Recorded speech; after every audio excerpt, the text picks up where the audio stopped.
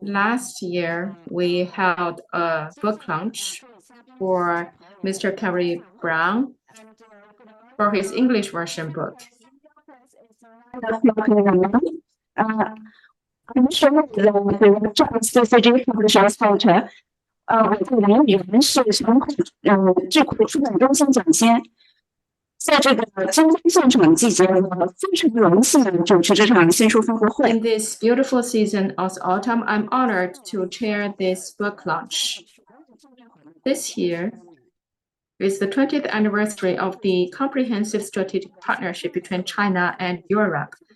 So in this season of harvest, we are launching this book, so it is just in time.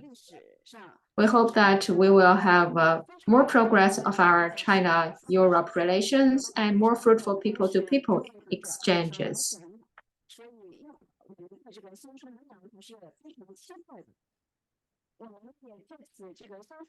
We are so much looking forward to the Chinese version book of Professor Kerry Brown.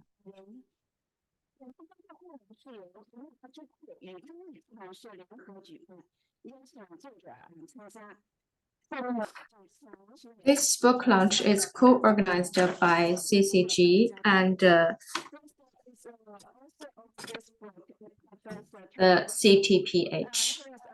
I would like to introduce the guests who are with us today. is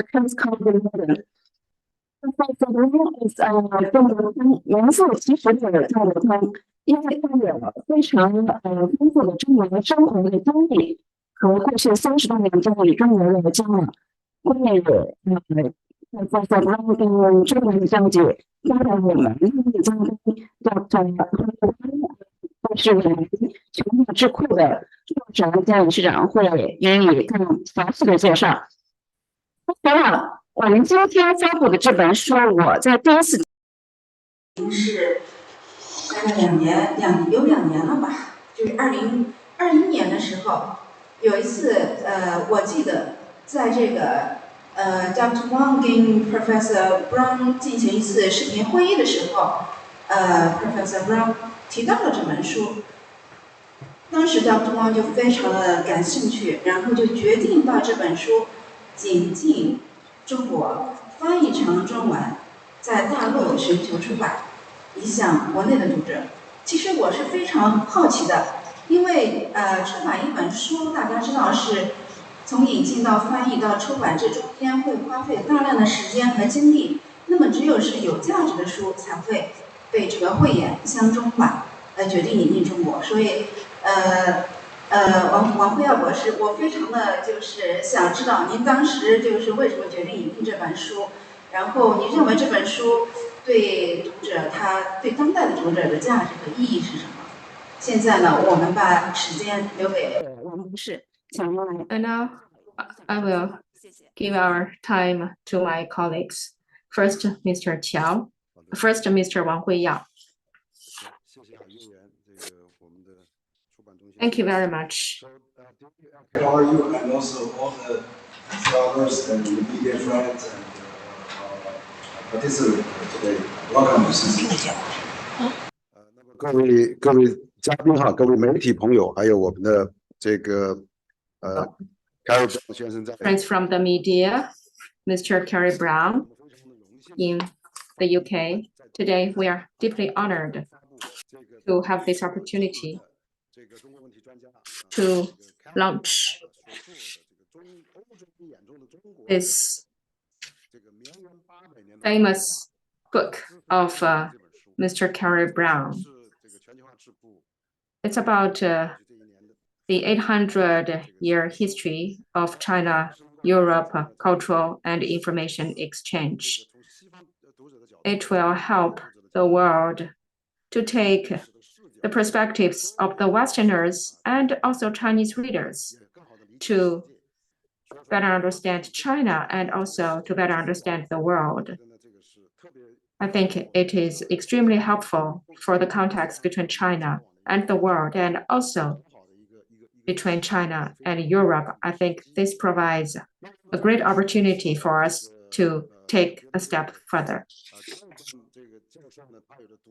Professor Carrie Brown has its unique expertise in writing this book.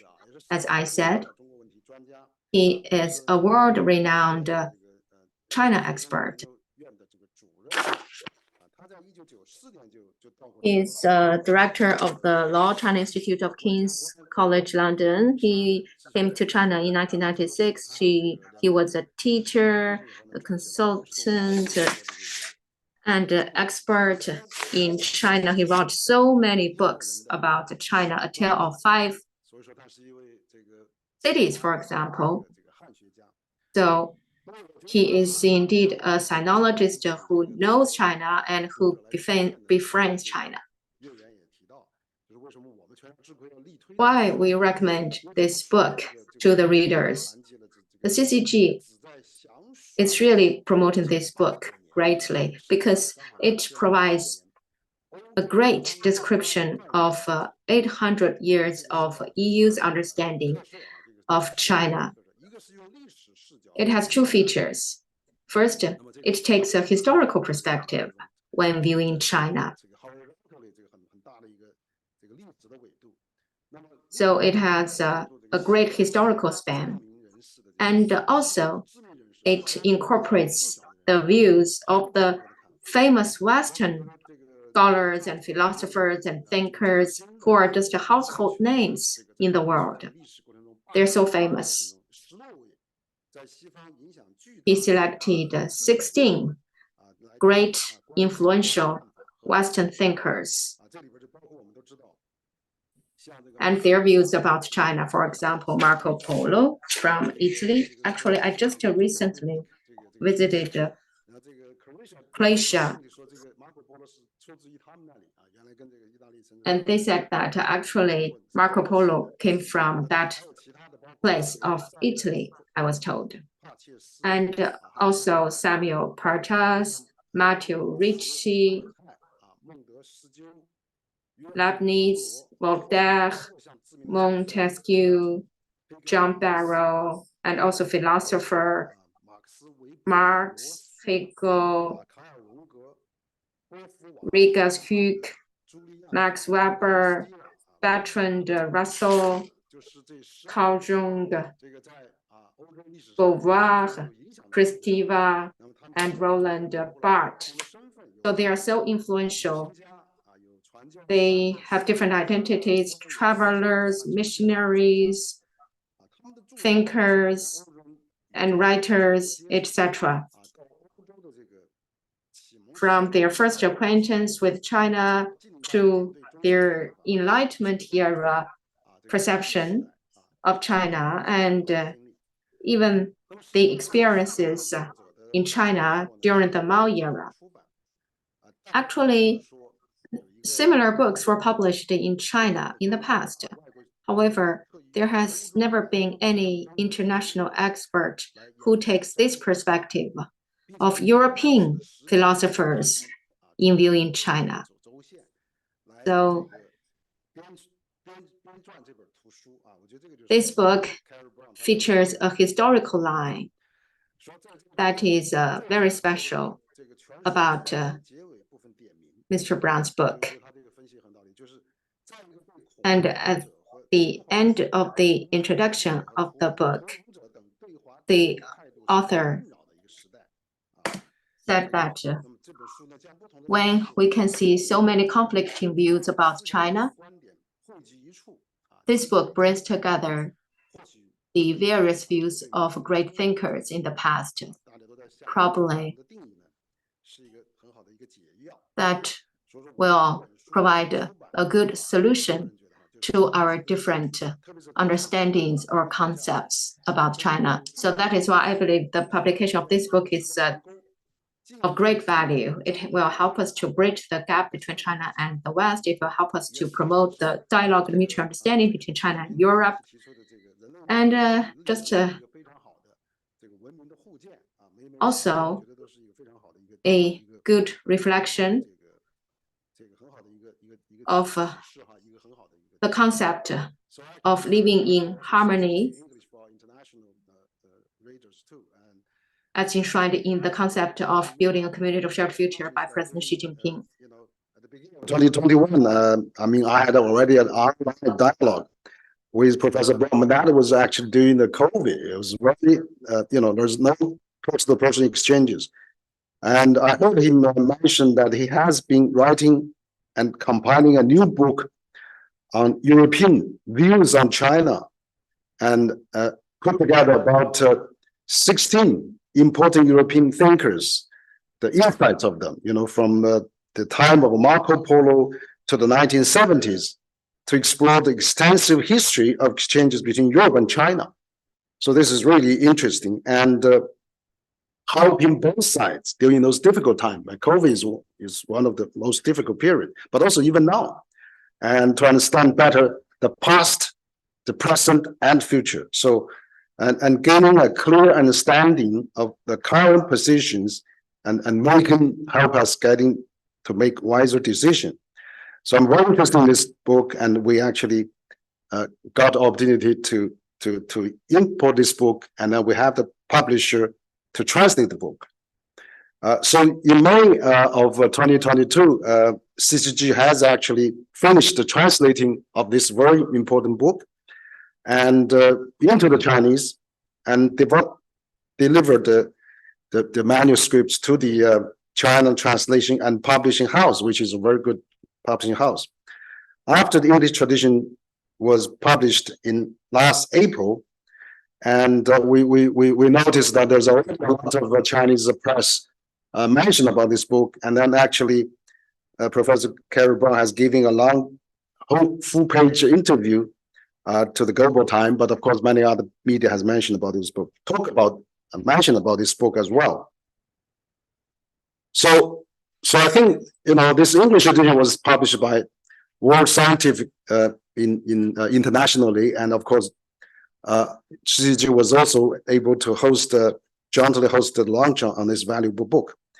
And from my point of view, actually, Professor Carrie Brown is not only a sinologist and expert on China, but also a diligent educator, a diligent bridge builder who promote understanding and bridge differences between China and the world. So I think this is also due to his largely global views and also his personal experience in China.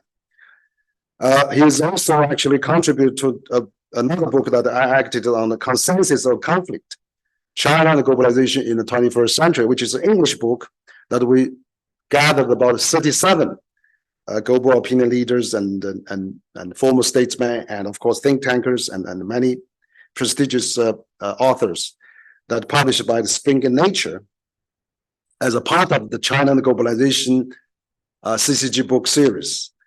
And this series actually also seeks to create a balanced global perspective by gathering the view of the highly influential scholars, participants, and opinion leaders on policy from China and around the world.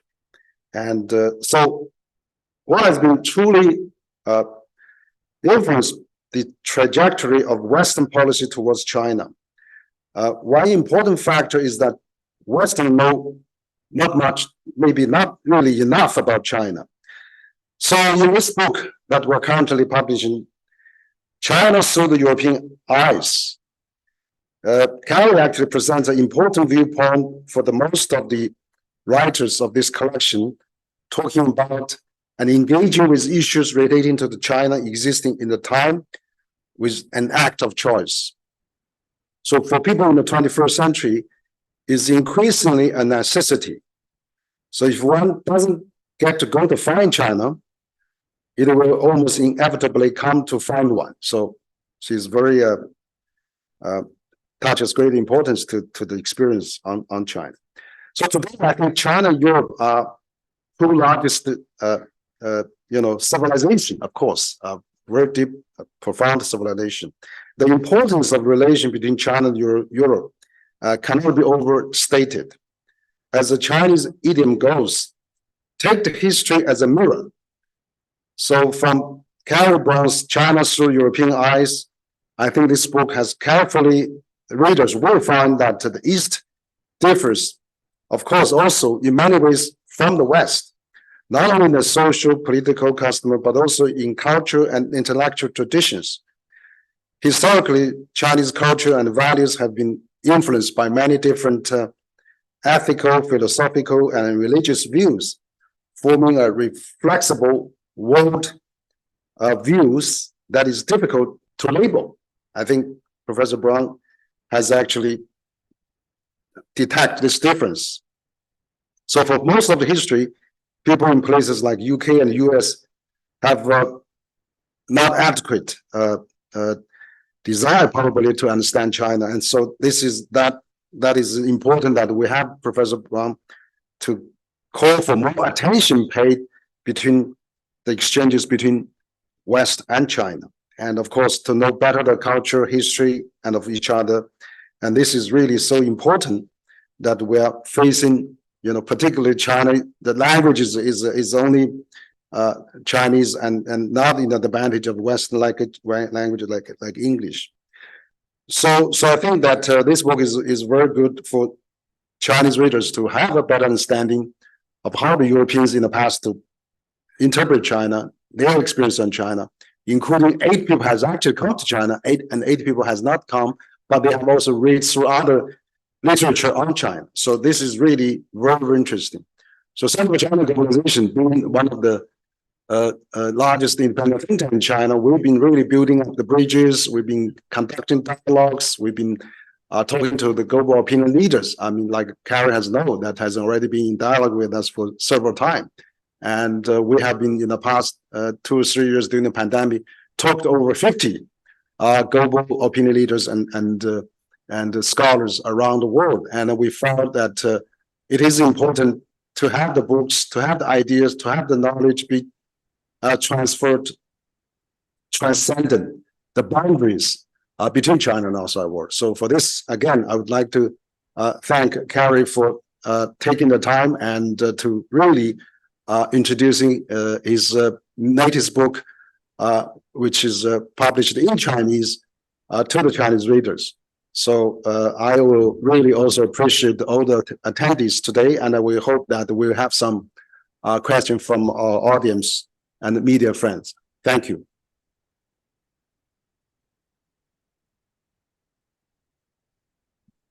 Thank you, Dr. Wang. 非常感谢这个王克博士刚才的这个分享，非常也感谢慧远识书，并且在这个书的 I also want to thank the publishing house for the great support. I have 2 things to add. First, Matthew Ricci. Actually, his tomb is in the University of Beijing. I once visited that university. I studied there, and somebody told me that here is the tomb of Matthew Ricci. I was very happy because I thought that was a really great experience for me to study there. And also, I want to say that the book talked about a lot of important people who are actually familiar names to China.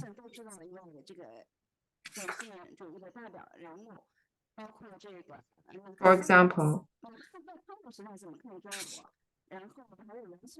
Max Weber and Bertrand Russell, who are very welcome writers to the Chinese readers. And also we have a lot of women representatives, for example, de Beauvoir and Christiva, etc. So I think this book really provides a lot of insights. So I want to say, Professor Brown, you have really brought together the pearls and you make it a wonderful necklace of pearls. So I want to thank you here.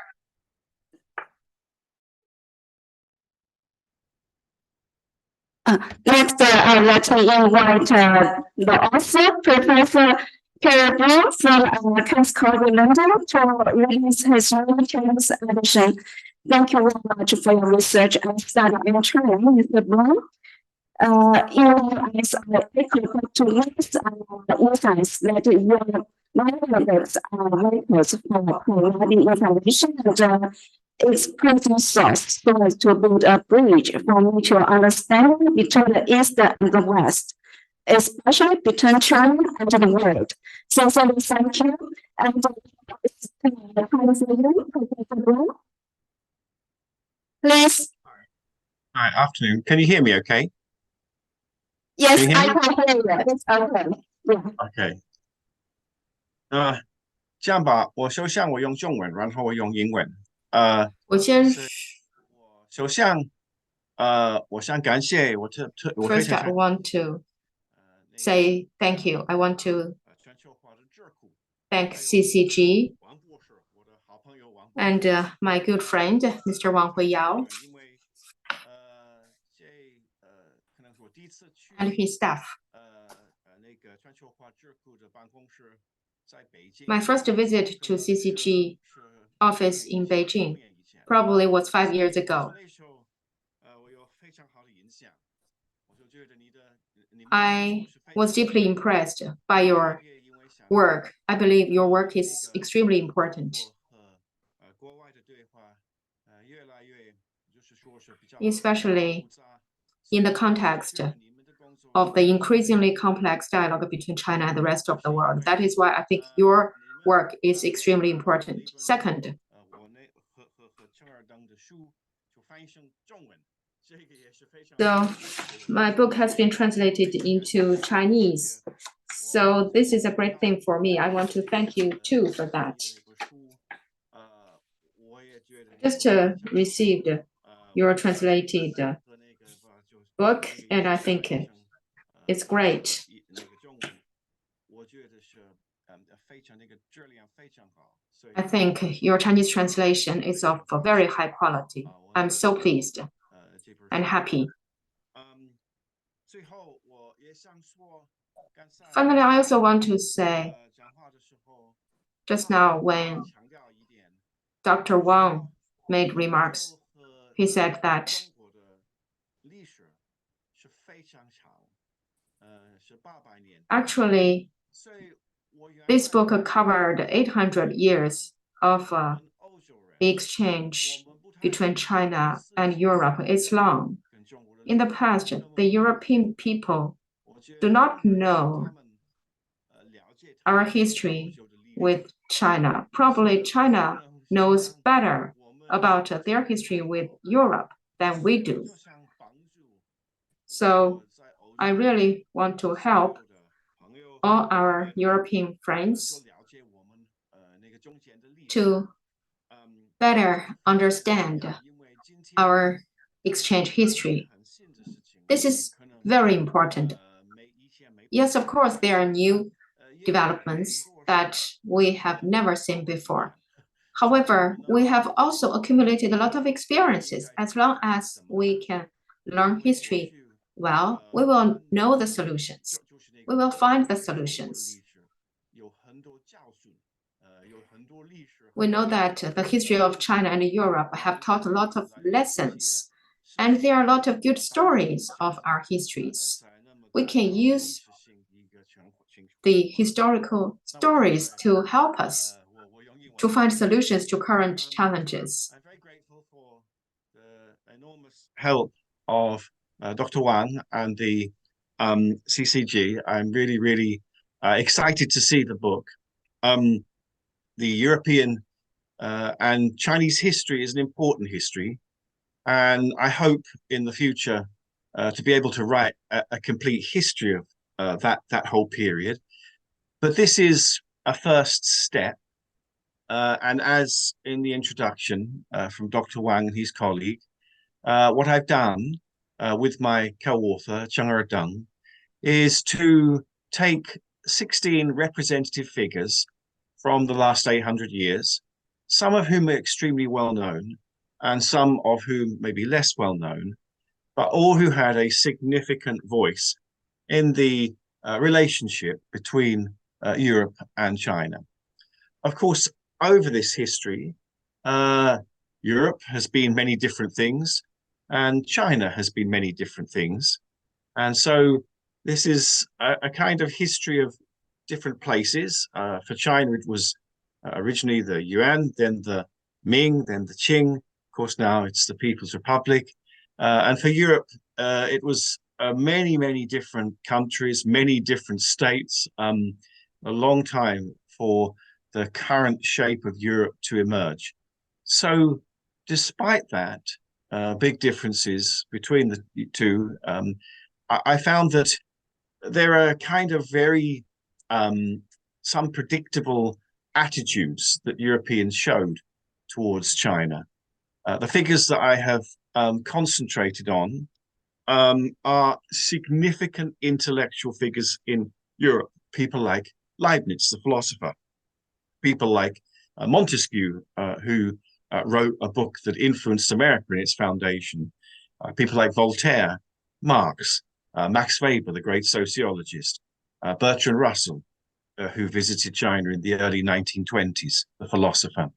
All of these figures were not China experts by any means, but they had a strong interest in China, and they thought it was worth knowing about as a place and as a culture.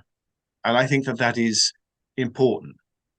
They were people who went out of their way to understand what China was, despite the fact that at the time that many of them were writing, not much was really known about the country and its people and its ideas and beliefs.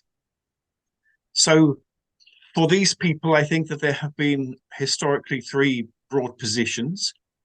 There are those who are very idealistic about China.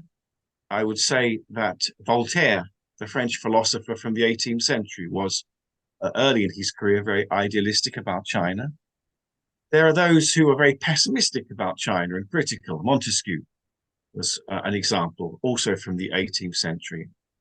And then really in the middle, I think the most important group, people like Leibniz, who really tried to get evidence for what they thought. They looked at China and tried to understand, and they tried to see China clearly and then make some conclusions. So they were very scientific in their approach. I think today in Europe, we still have those three approaches, particularly at the moment. We have those who may be idealistic about China and expect too much from China. We have those who are over pessimistic and maybe blame China too much and give China too much influence over them, which probably it doesn't want and it doesn't feel that it has. And then there are the group in the middle who are just trying to see and understand. And I think that that work is extremely important for our work today. So I have hopefully put in this book some ideas for how Europeans can understand the long path they have come to in understanding and trying to appreciate China, and maybe how they can help use that history today. And I think that it's important to remember that history, to try and understand that history. And I think that's, I hope, what this book has done. And I hope it helps Chinese colleagues and friends, now that it's translated into Chinese, for them to understand how much over the last 800 years Europeans have tried to think and understand and kind of embrace China, and how much it has become part of our intellectual tradition. Thank you very much.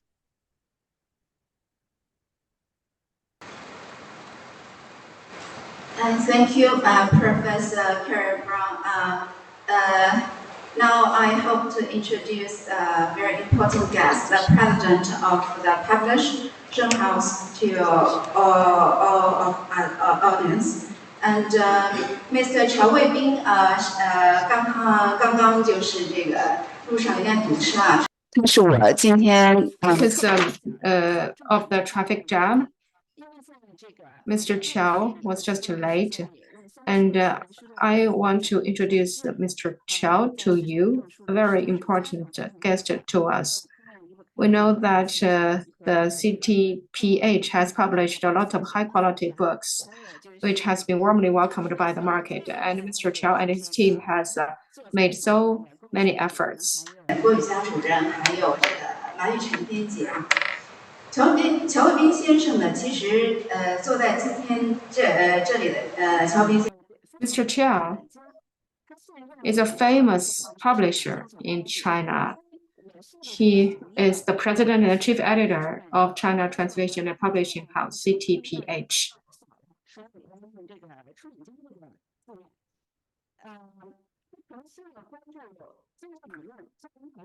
When our moderator speaks, I can barely hear her very well. Her voice went off and on.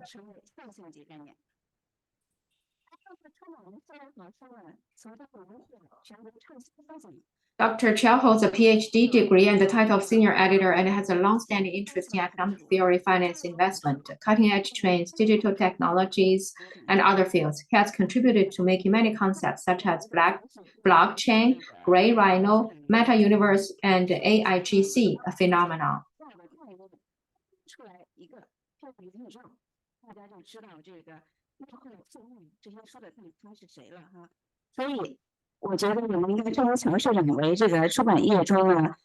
So I think if you know these concepts, you will know who Mr. Chiao is.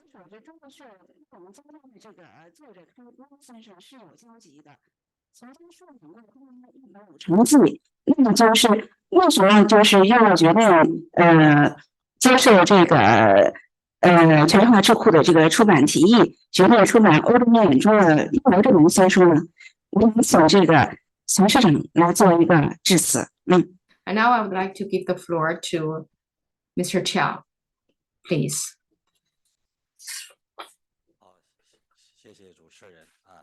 Thank you very much, Madam Moderator. I'm so sorry for being late. Actually, this is the first time for me to be late in so many years. I got a traffic jam. Professor Brown, Mr. Wang Huiyao, dear friends online, good afternoon.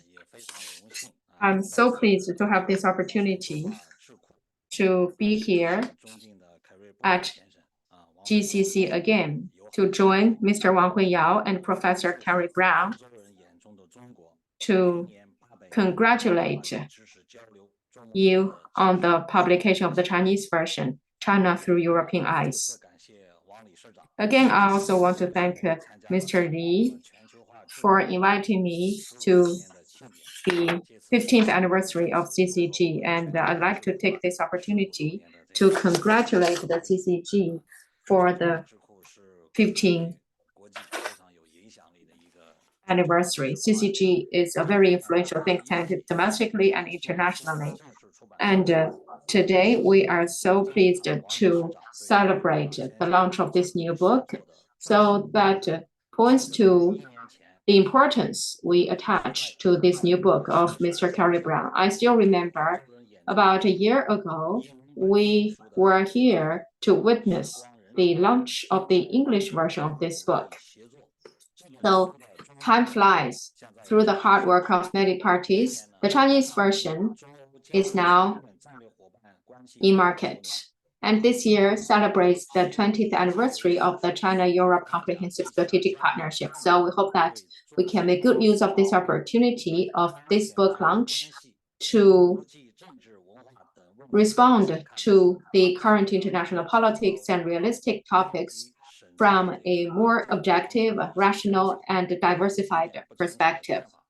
And now I'd like to share with you some of my immature perspectives. First, this book has a great historical and academic value. And Mr. Carrie Brown is a great storyteller of Oriental stories, and he also has great relations and cooperation with the China Translation and Publishing House. For example, in 2020, his book, The Tale of Five Cities, The China Dream of British.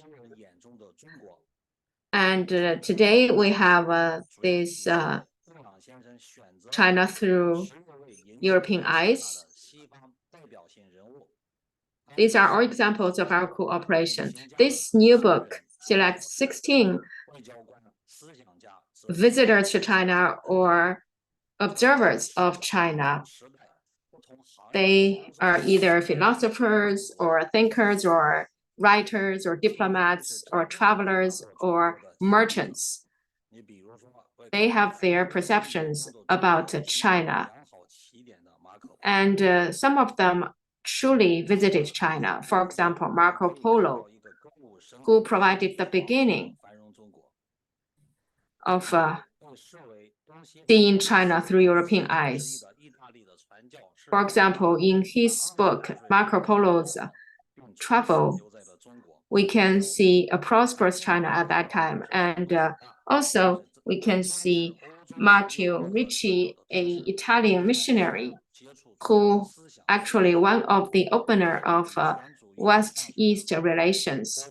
And we also have Beauvoir and her book, The Second Sex, or The Second Gender, which is quite influential to China too. And the other great intellectuals mentioned in the book are those who never traveled to China, but they were great observers of China. For example, Rong, who read I Ching, so he became so interested in China. And also the natural scientist of Germany, Mr. Leibniz, found the great commonality between math and I Ching, and also the great thinker of France, Voltaire, also developed the great belief that China is a country that incorporates all kinds of ideas. So by bringing together these 16 great people's perceptions about China, we can see the first contact with China by the early European people to the 1970s real visiting experiences to China. So this is really rich. And we can see that they are viewing China through the realistic, experiential, and critical perspectives. And second, this book is of great international, realistic, and social significance. And we can see there are a lot of challenges in today's world. For example, delinking and anti-globalization. We can see that when in the 21st century we are facing the clash of civilizations, Europe, the United States, and many other countries have changing positions when they see China. So I think this book will help us a lot. We can learn a lot from this book. It will provide a great way of thinking when we view our relations with the rest of the world, whether it is Europe or the international community. I think there are generally three kinds of thinking. The first one is the idealists who believe that China is better than Europe. The second one is the realists. They proceed always from facts. And the third one is universalists. They believe that Europe is the exemplary for mankind now and in the future. So I think what is most important is that we need to learn from the past and we need to seek commonality despite differences and work together to promote world peace and development. And third, I have some suggestions to make. In the long run, we can see the differences between China and Europe. And there are different expressions of China in the Western imagination. These are all worthwhile topics. when we take a multi-dimensional approach in viewing China, then we will draw more inspirations, and that will also help us to establish facts that will provide a lot of food for thought, intellectually and culturally. So I hope that this book will help the readers to reflect on the past and take wisdom from the past experiences in order to build mutual understanding and cooperation and provide a new approach to resolving the clash of civilizations and bridge the dialogue between the East and the West. And also, in response to my own proposal at last year's English version book launch, I want to make the following suggestions. First, I think we can organize some great European experts, politicians, and visitors and scholars to take a new perspective in viewing China. Then they can work together to create a new book. It's about China through the modern European eyes. And second, we can also organize the Chinese experts on European history to write a book about Europe through Chinese eyes. That will also help us to promote the mutual learning between Chinese and European civilizations and thus contribute to international exchanges and harmony. I'm sincerely grateful to Professor Brown for bringing such a wonderful book to the readers in China and in the world. We are looking forward to the new books of Professor Brown. I wish today's book launch every success. I hope that in the future we will continue to work in close cooperation with Mr. Brown and CCG. Thank you very much.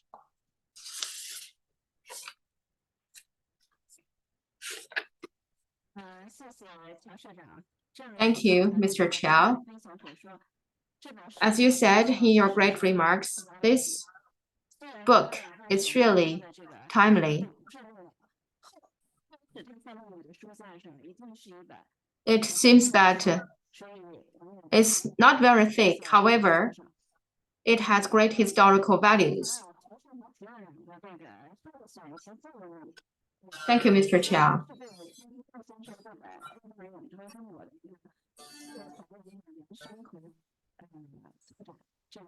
策展这两个选题，我们也希望就是真的有机会把您的这个建议的书啊，有一天能够变成真的书，送到我们的这个读者手中，然后正正式式的发布，然后让这条思考的脉络延续下去，并且服务于解决我们当下遇到的一些问题。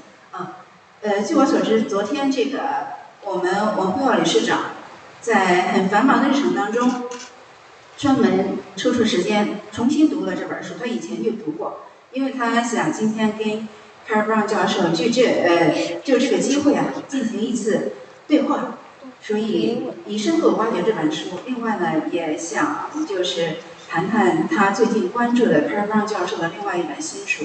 他的兴趣非常大。下面我们就把时间留给这个王博士。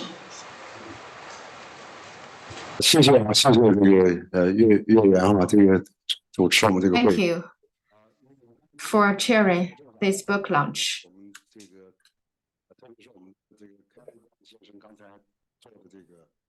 做的这个非常精辟的这个分析的图示。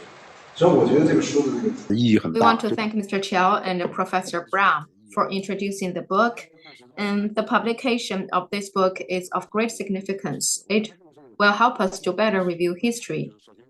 So I think this is a great book of bringing together history.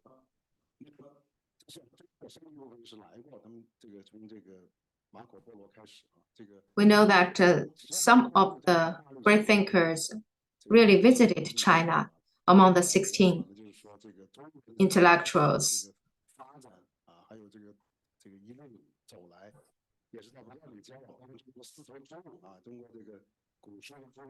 China's history is also about the exchanges along the Silk Road.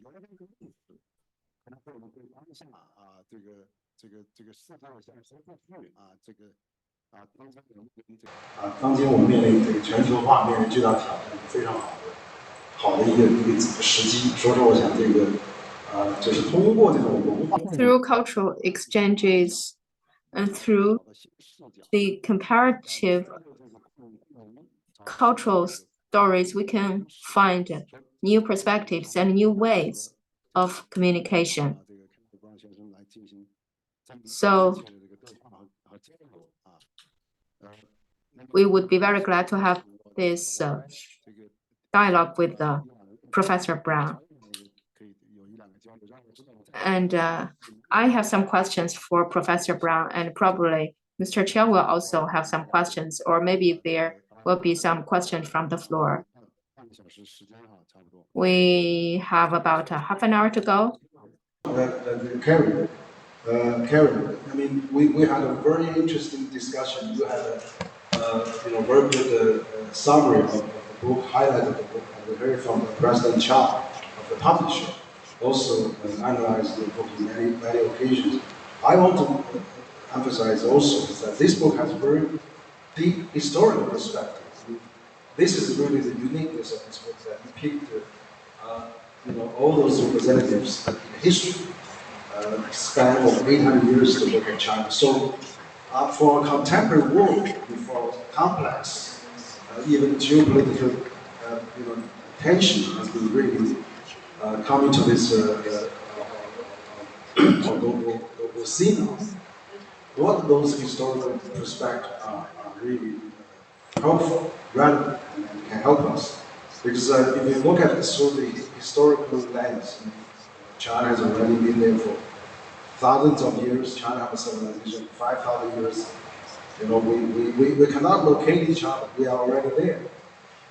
So it's a reality that we have to deal with. I mean, also China has developed the last 5,000 years uninterrupted civilization, and you know much better than many people in the world.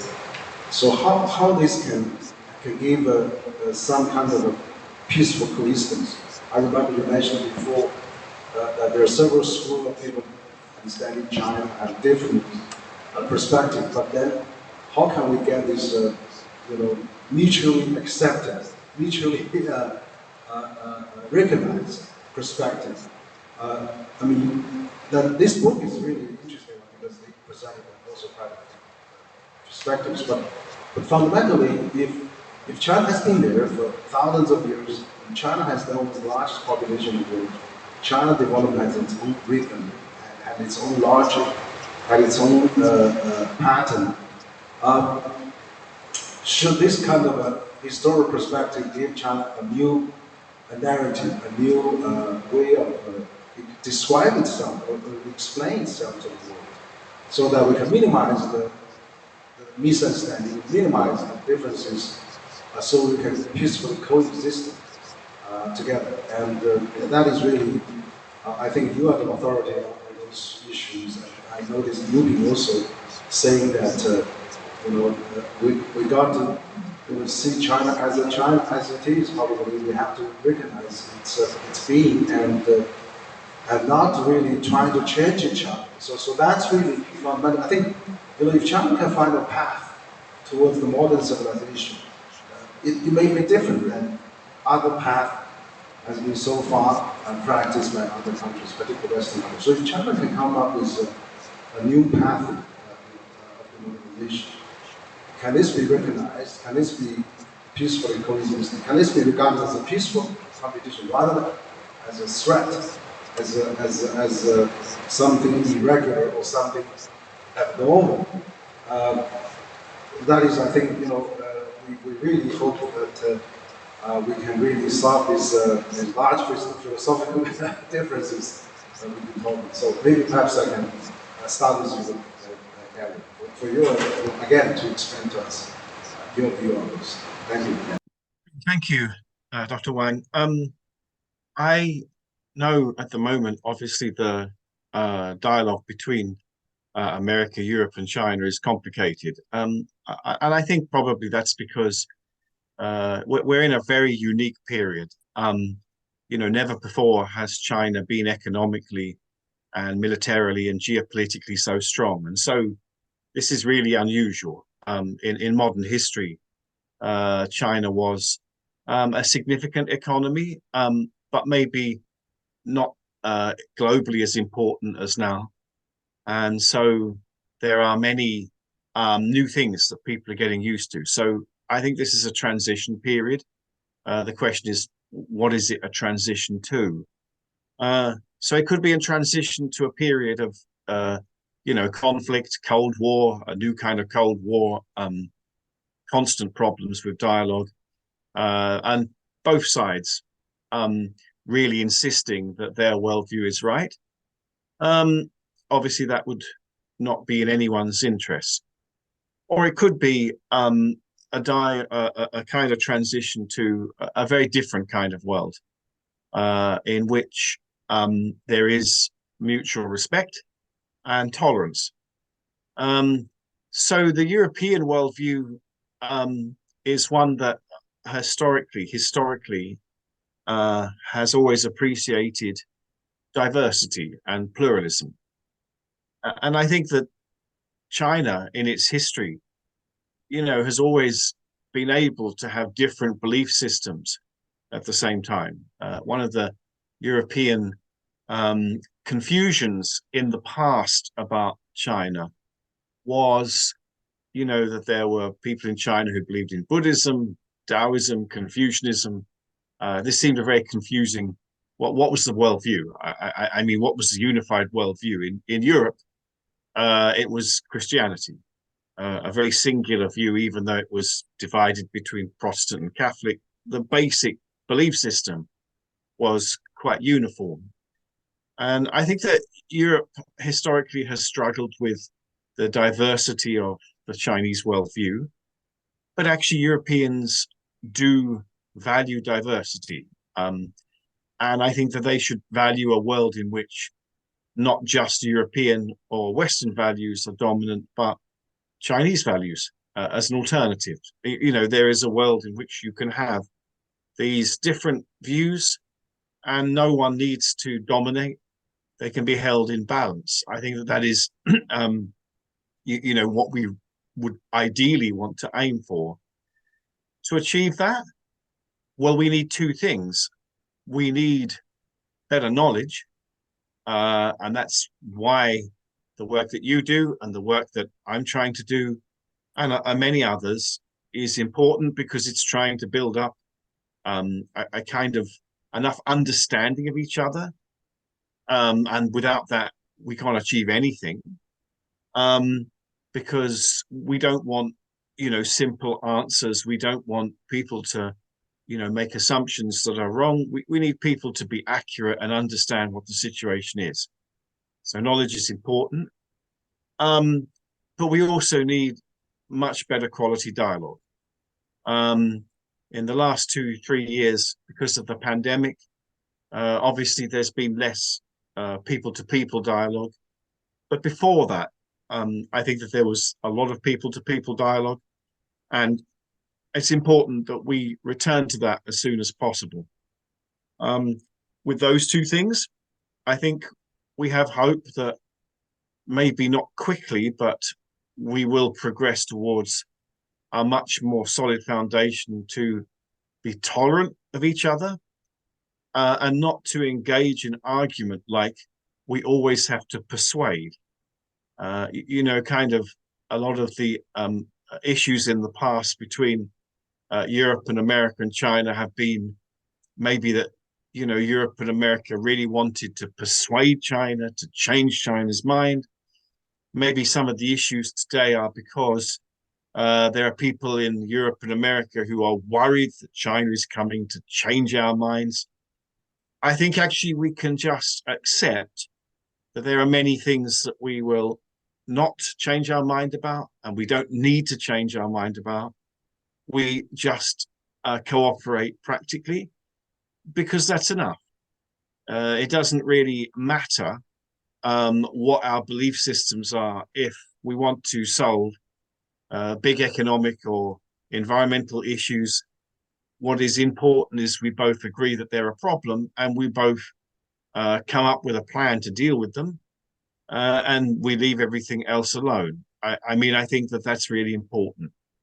And just finally, it is important at the moment that the Chinese government and European and American governments do agree that there are global issues like environment and global warming that need addressing. This is a basis for a huge amount of cooperation, which is very practical. Thank you. Thank you. Yes, thank you, Kerry. Actually, I think you mentioned that if we all do our own things well, and we don't have to change each other, then we can face a common challenge. Absolutely, because just last Thursday, just a few days ago, CCG hosted the Ambassador Roundtable in our 9th annual forum. We had a China climate envoy, Minister Xie Zhonghua, and also we had the American Ambassador Pete Burns and European Ambassador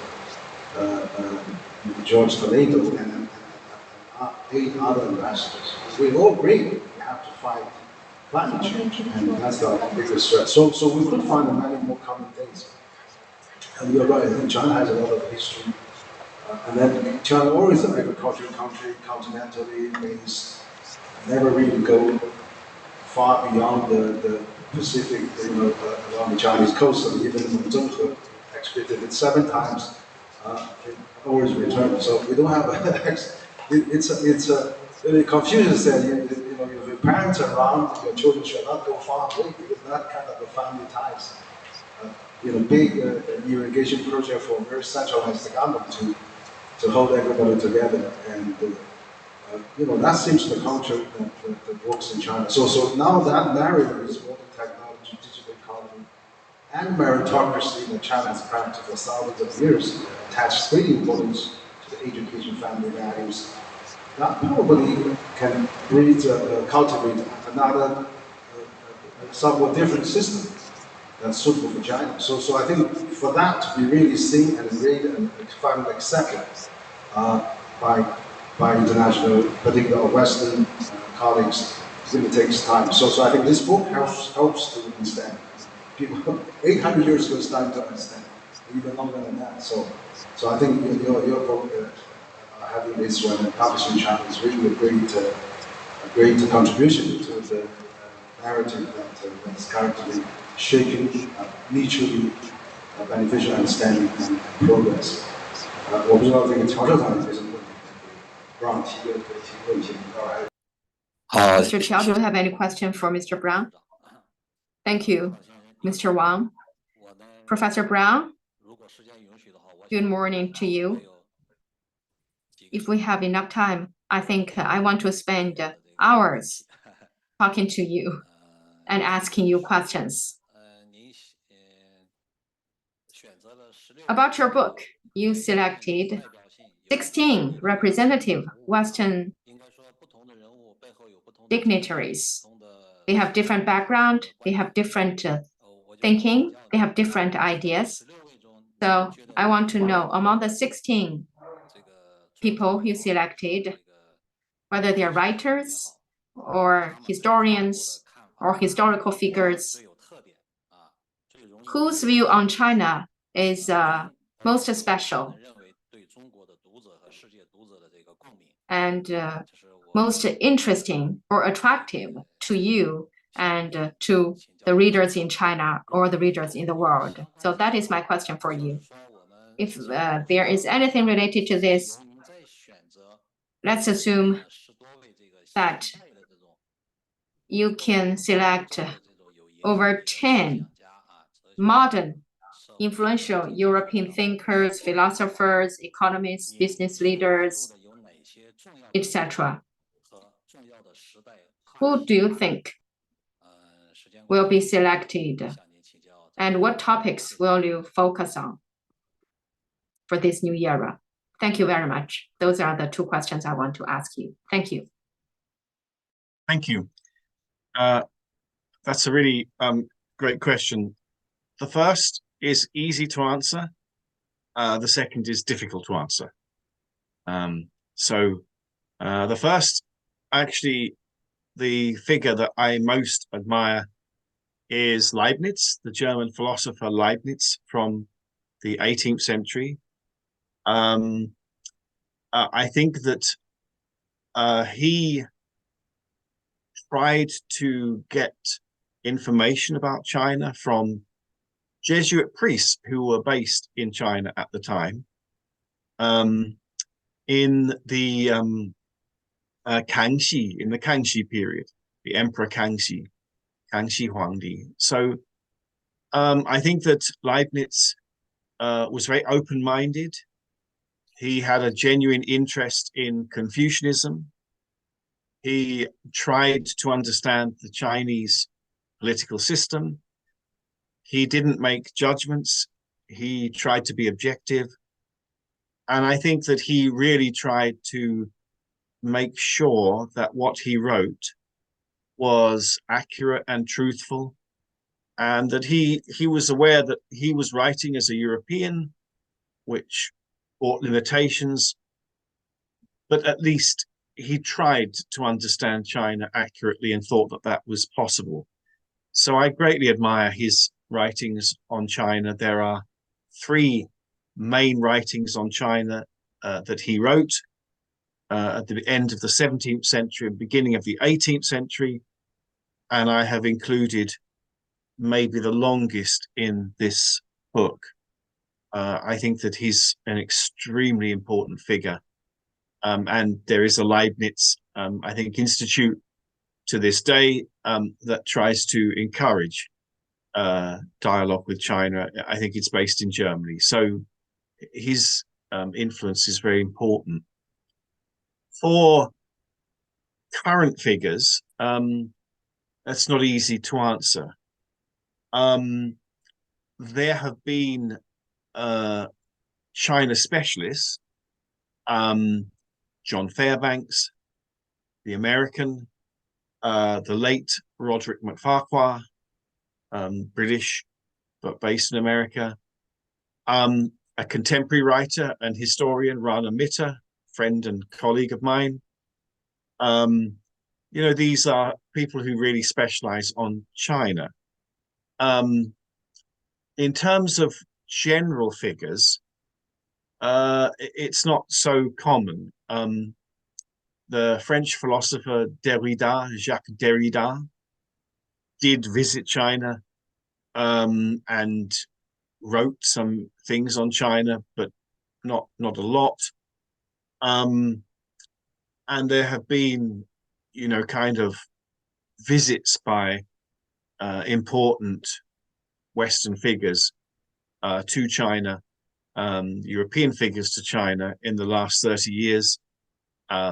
Sometimes they've gone to talk about politics, like Anthony Giddens, the sociologist or political scientist and former director of the London School of Economics. Sometimes they've been economists, and sometimes they've been writers and historians.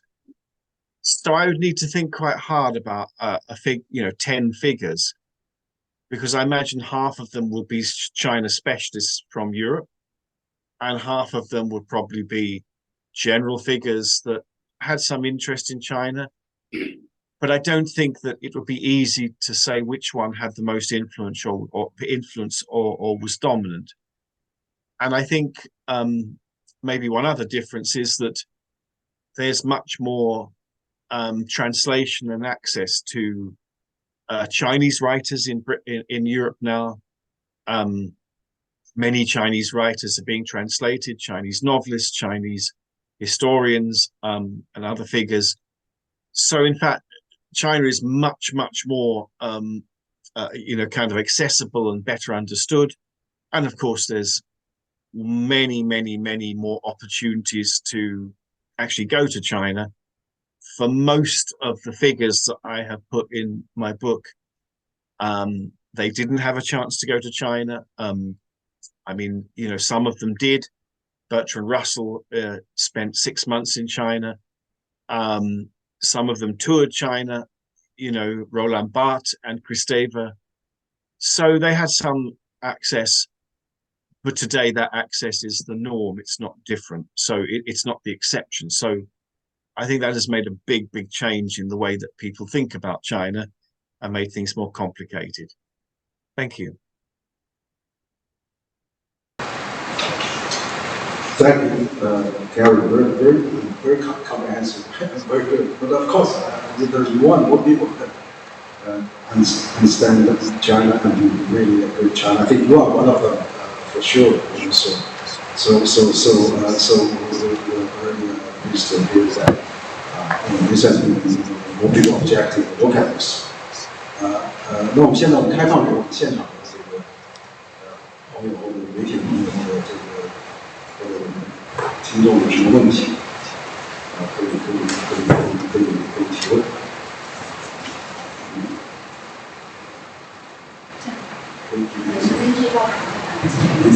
你可以拿着话筒自己介绍。Professor Ron, it's my great honor to talk to you. I'm from University Overseas website, and I have two questions. The first one is on digital economy. As you may have noticed that Huawei 5G smartphone has been one of the hottest issues recently. And besides 5G, China is making big progress in fields like AI, cloud computing, and big data. So what do you think is most highlighted in the area of Chinese digital economy, and what kind of experience about this area can be shared between China and Europe? Thank you very much. Yeah, okay, thank you. So I mean that's not really my area. I mean one big challenge is I think that Europeans want greater access to the China market. And I mean, obviously digital platforms and the digital economy might be a way of doing that. The Europeans and China agreed after 7 years a comprehensive, I think, investment agreement, which was going to be the first stage of, I think, bigger agreements, like leading to a free trade agreement between these two huge markets. And I think that would have included the digital economy. However, for political reasons, that wasn't ratified by the European Parliament.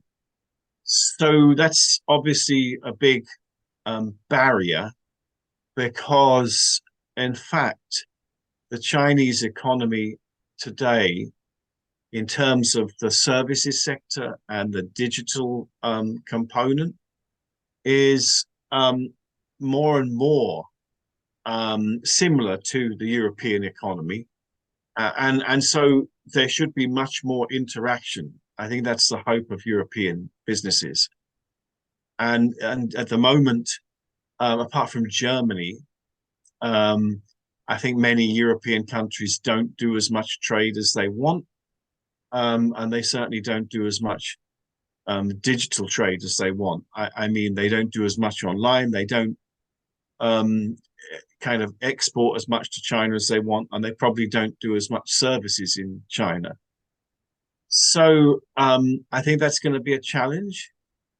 The trading relationship and the economic relationship between China and Europe is huge. It's huge, really huge. So ways in which it can be made balanced, sustainable, that's really important, not just economically, but politically. And as I say, at the moment, really only Germany is has a huge, a huge relationship with China. Other economies in Europe, I mean, the British economy is quite engaged with China, but it's still a relatively small partner. So there are definitely big areas for expansion. It's just that there's not the route to find those at the moment. Okay, good. Thank you, Karen.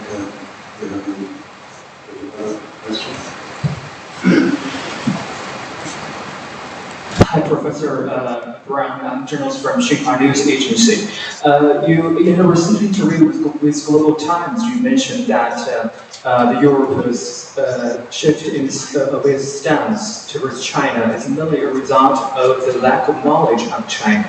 But the interesting thing is that the Chinese media, including Global Times and us, we've been stepping up our efforts in telling Chinese stories to the rest of the world, including Europe. So I wonder, what's the reason behind the Europe's refusal to listen to China's voices, especially those from the Chinese media? Because the following question is, if they don't get to know China from Chinese media, then what other channels the Europe officials, scholars, or the general public get to know, they use get to know about China? Thank you. So if I understand it, it's in Europe or in the outside world. How do we hear Chinese stories, and how do we hear Chinese views, and how can we better understand those? Is that right? Is that what you're asking? Okay. Yeah, I mean, the problem in Europe and America is there are two stories about China, and that's been true since the 1990s. On the one hand, there's the economic story. So, people read a lot about the Chinese economy developing, and they read about business people, and that's quite a positive story. And then on the other hand, there's the political story, which is much more difficult. So mostly about disagreements, issues which we don't, Europeans and Chinese government don't agree on. And so these two stories are very contradictory, very 矛盾的, they're very contradictory. And it's not easy. Actually, when I think of how the media in Europe cover China, it's almost always going to be either the economic story or the political story. And there's not much that is trying to be something different.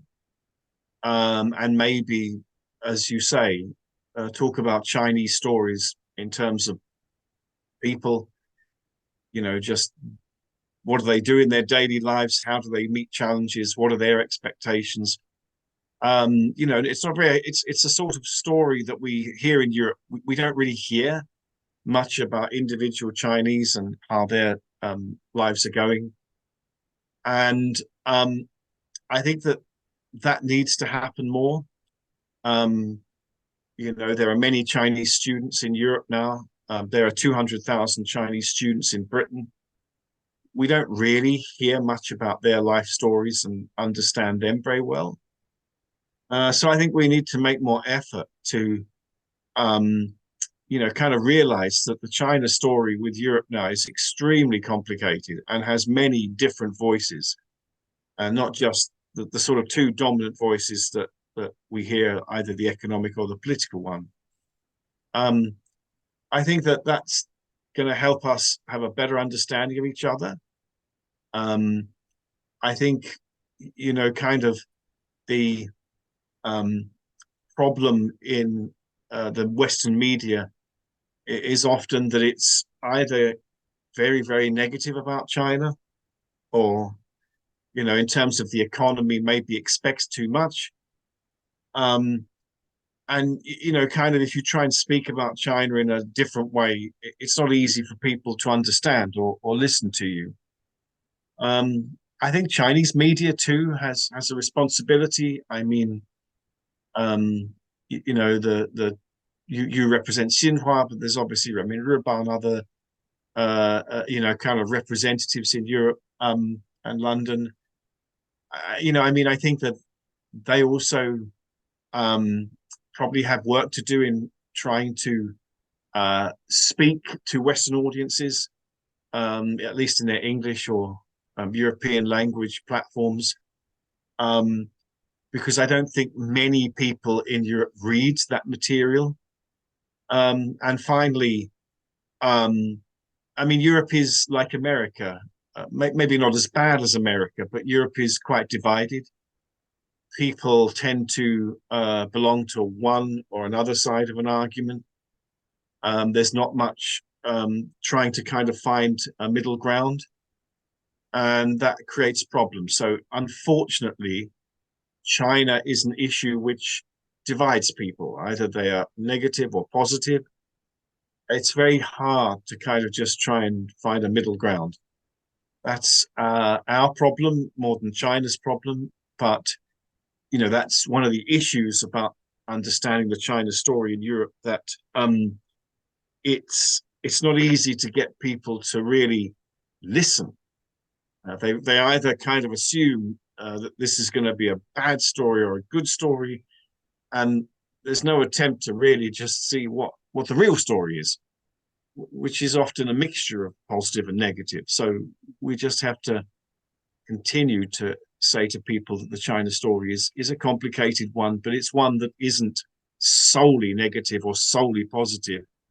It's an important story, and we need to understand it.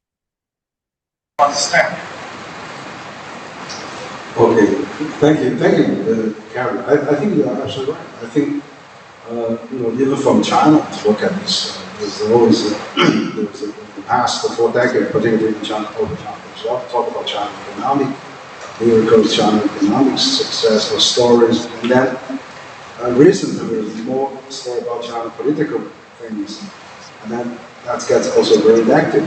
And you're right. I mean, China is probably multifaceted, and so I think it's probably important. Like your book is really great. It's like China and European eyes for the last 800 years is very diversified, and we probably have to look at history, culture, and people-to-people exchanges, and all other aspects, particularly the culture. I think this is something resonates very well with European. They both have a longest of the culture, civilizations.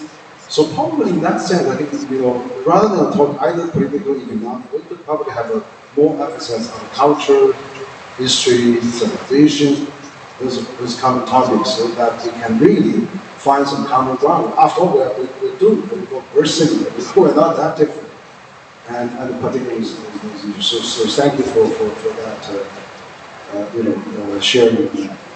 I think we're probably coming to a close. I wonder if President Dr. Chang, you have any final words? 乔博士，你有没有最后再说几句？这么多时间可能也差不多。或者有什么最后的这个感想啊什么？然后我们基本上就要结束这个。谢谢，非常高兴，再次来到这个全球化智库，跟这个王理事长还有这个布朗先生一起来交流这个欧洲欧洲人对中国的看法，包括这个欧洲人对世界的看法，也包括我们中国人对这个欧洲的看法。这个文明的差异文明的博大精深，是我们永远可以自己求去探讨的这个问题。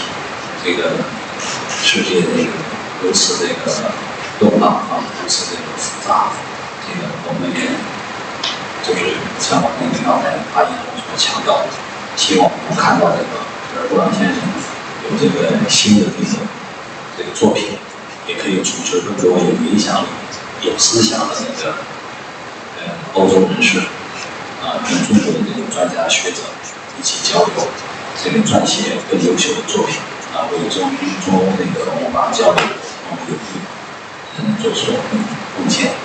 好，谢谢。Okay, I will say a few words and then we'll give it to Carrie. So I think, thank you, Carrie, for participating in this launching event of the Chinese book. 欧洲人眼中的中国，这个非常重要的一本书啊。今天我们非常荣幸的请到了英国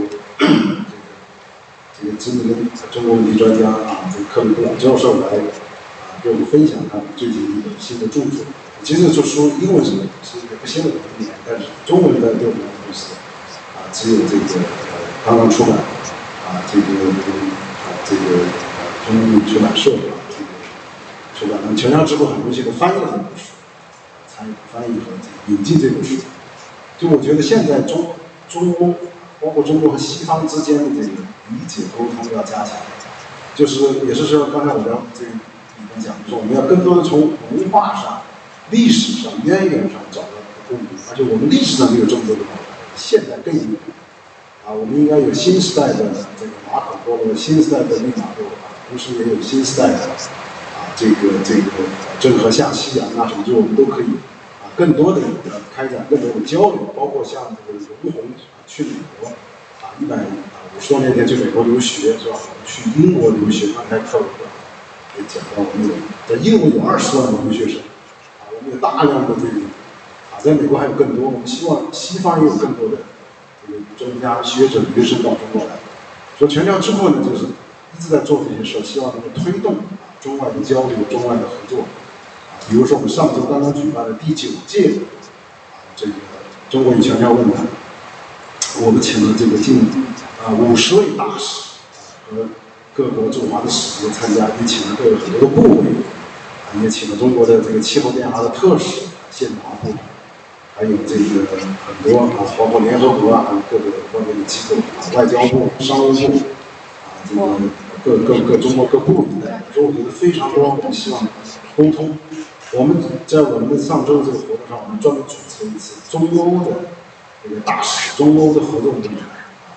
所以我觉得中国跟欧洲有很多的这个合作，所以说我觉得这个是这个克里布朗这个先生他一直在推动这件事，非常愿意合作。我们在10月份还要举办我们的第8届的中国全球智库创新论坛，the 8th China and Globalization Forum， 所以我们希望邀请了这样差不多50家智库来自这个美国和欧洲，我们也希望更多的这个朋友来参加，我们也希望这个克里先生有机会也欢迎你们参加。所以说呢，我想呢，这个书呢是个非常好的契机，我们来发表。所以我想呢，这个今天呢，我们这个也会在线上这个给大家分享，还有出版社也会进行推动。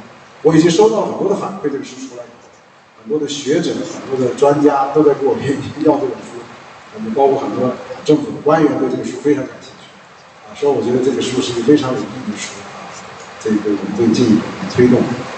所以我想这个最后的我们的时间交给我们的这个克里就是 Karen, maybe you can have your last word, and then we'll conclude our 1 hour and a half launching event of this Chinese edition of China's Third European Eyes. So Karen, please. 我可以参与吗？可以再参与。那个你刚才忘了，特别要感谢凯尔布朗先生。刚才在回答我的问题的这个过程中，为我们那个梳理和罗列了那个我们应该去关注学习的，就是一串这个著名的学者各个领域的专家，包括他们的思想、他们的著作，这应该是无论是从我们这个智库的角度，还是从我们出版的角度，还是从我们这个各行各业交流的这个角度，都是值得我们去认真的去关注、去研究。也期待这个波朗先生能够组织起他们有新的作品问世我就补充一点，特别感谢Thank you very much. Thank you very much, and I appreciate what you've done. So I hope to see you in Beijing at some time. Thank you then. Goodbye.